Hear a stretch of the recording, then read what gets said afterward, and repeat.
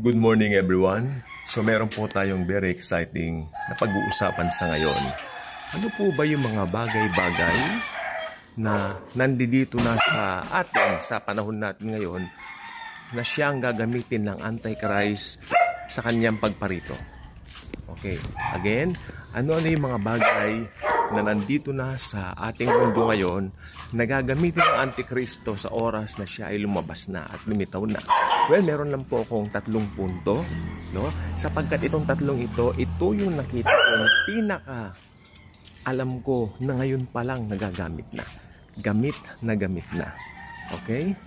Unang-una, yung cashless society. May mga ilan nang gumagamit ng cashless society sa ngayon at may ilang bansa na rin, okay?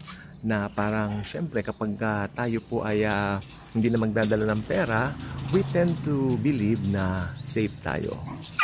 Well, totoo naman po yon. Hindi ka maho-hold up, you know that? Hindi ka matatakot maglabas ng pera kasi pag marami nga namang mga pera, mga barya-barya and all that, no? Maaari kang mawala ng pera or ikaw pa ay baka magawa ng hindi maganda. So, tama rin naman po yun. Cashless society. Pangalawa, yung pag-idolo sa mga celebrities. Again, pangalawa, pag-idolo sa mga celebrities. Okay? Ito yung idol. May nakausap pa nga ako eh. Naghahanap daw sila ng mga bagong iiduluhin. Yung mga ganyan, yan po ay idolohiya ng Antikristo. Sapagkat ang Antikristo po ay punong-puno ng pagmamataas. Okay, tandaan nyo, yung mga iniidolo nyo yan, meron po yung mga pride, may mga ego. Samantalang ang Panginoong Jesus, hindi ganyan ang itinuro niya. Ang Panginoon, kahit siya ay Diyos, nagpakababa, hinugasan niya ang paa ng mga disciples, no? Hindi siya nagkaroon ng espiritong mayabang. Okay. Pangatlo, at ito pong pangatlong ito talaga naman pong nakikita kong talamak na sa panahon natin ngayon. Pagiging ungodly. Yan, 3 lang po yan. Cashless society. Pangalawa, yung pag-idolo sa mga celebrities. Nandiyan na po yan. At pangatlo, ito nga po, pagiging ungodly. Walang interest sa mga bagay ng Diyos. Walang interest pag-usapan ng Panginoon.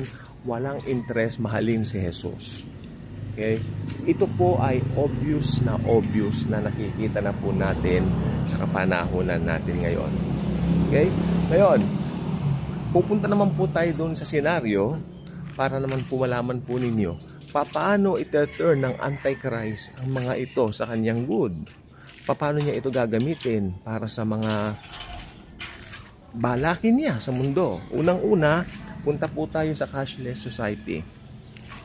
Okay? Pag cashless society na nga naman, magkakaroon siya ng control.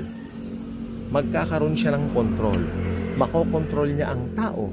Alam niyo po ba, kapag dumating na po ang Antichrist, meron siyang mga makabagong mga ideolohiya o mga nasa isipan niya na kung paano siya lalong magkakaroon ng control sa mundo. Okay? At ito na nga po yung sa pamamagitan ng unang-una pagiging cashless society at para po magkaroon siya ng control, magkakaroon po ng pagtatatak, hindi ba? So, ayan po ang gagawin niya. Actually, yung pagtatatak niya ng 666, hindi po yan literal na lalagyan ka ng marka sa noo mo na 666. Hindi po ganyan. Yung 666 po, ito po ay may kinalaman po sa cashless society. Kasi ito po ay parang microchips na ilalagay sa kamay mo. Ilalagay sa kamay mo para kahit saan ka pumunta, madedetect ka niya. Kaya yung mga ayaw magpatatak sa panahong yon, madali po niyang mapapahanap at mapapatimbog. May papapatay niya. Kaya talagang yun po ang gagamitin talaga niya, no? Yung pagiging online, yung pagiging ganyan, madedetect ka talaga.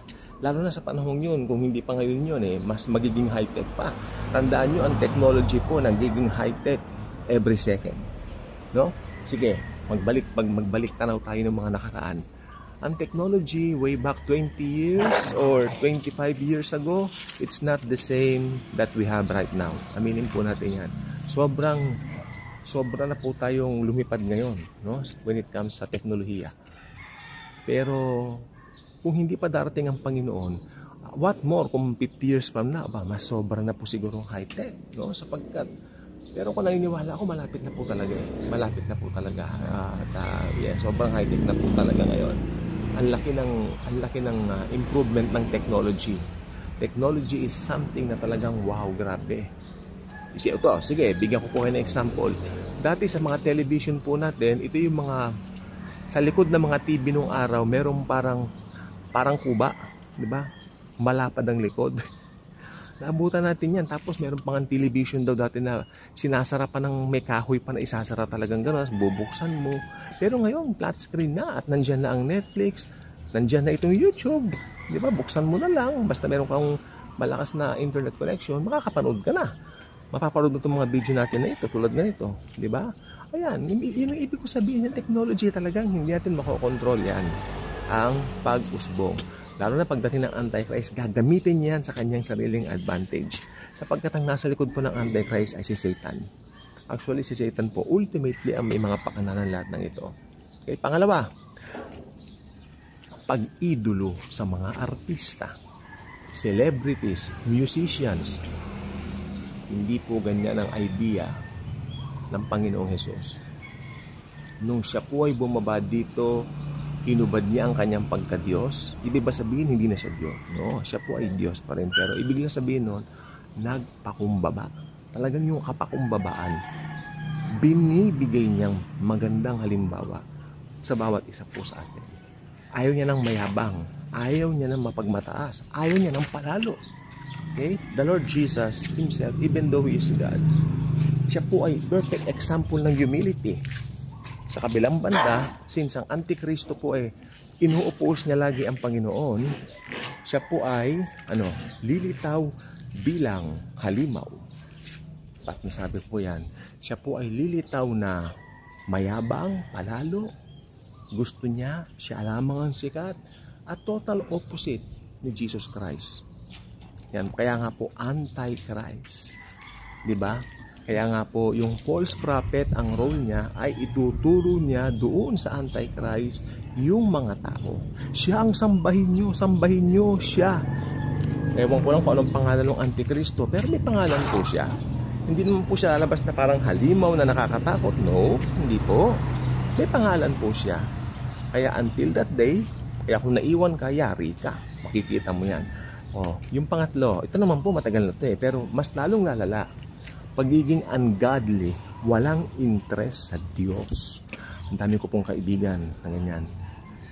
Whenever ako ay nag-share tungkol kay Jesus, lumalabas ako pa o tayo pang mga Kristiyano yung parang katawa-tawa. Tayo pang mga Kristiyano, since nagbibigay tayo ng magandang balita sa kanila, tayo pa yung lumilitaw na parang nagiging sense of fun, cause of fun sa mga usapan. Parang pinagtatawanan tayo. Pero okay lang po yun. Ang Panginoong Hesus lang, hindi lang siya pinagtawanan. Ang Panginoong Hesus nga po, hindi lang po pinagtawanan. Ipinapatay pa sa krus, pinapako pa sa krus. What more tayo? Isang karangalan na ma-persecute sa pangalan ng Panginoong Hesukristo. Okay?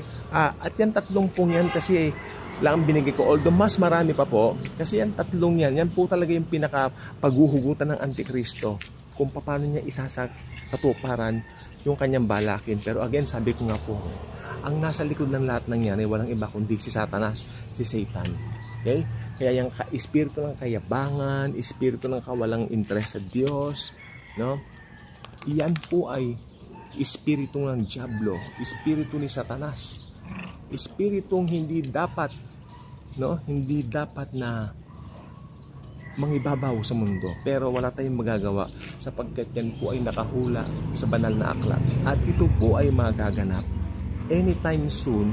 Magra-rapture na po at pag naiwan ka, tulad na sinabi ko kanina, masasaksihan mo ang rise of the Antichrist at ng false prophet. May pangalan po sila, tao po sila, hindi po sila yung parang halimaw na nakikita mo na binanggit lang pong halimaw sila kasi yung kanilang ugali o asal. Pero hindi po literal na ganon. Okay? Yun lang po. God bless.